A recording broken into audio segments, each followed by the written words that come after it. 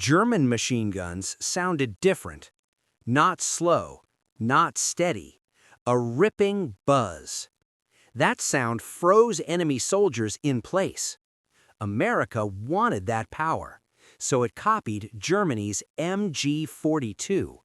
But one missing detail changed everything. The MG42 wasn't just a gun, it was psychological warfare. 1,200 rounds per minute, lightning-fast fire. Enemies hugged the ground, units stalled instantly. Most machine guns fired slower. The MG42 didn't. Its insane rate of fire created a wall of bullets. Not precision, suppression. Movement became impossible.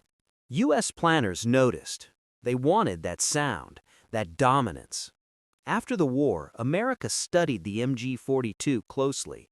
The design was copied almost directly. The result was the M60. Same general layout, same belt-fed system, same role. On paper, it was the American MG42. In reality, something was missing. The MG42 wasn't just fast, it was designed to be serviced constantly.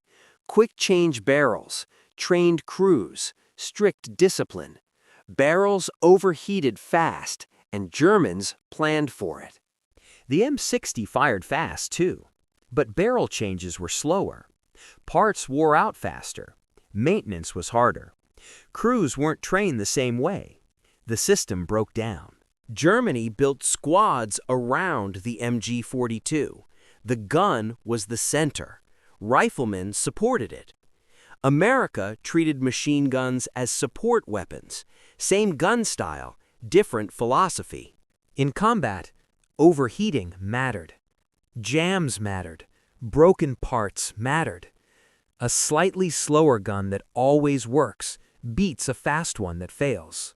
The M60 stayed in service for decades, but soldiers complained constantly. It looked like an MG42. It sounded like one, but it didn't live like one. America copied the weapon. Germany built the system. Firepower isn't just metal and bullets. It's training, doctrine, discipline. Without those, even the best design falls short.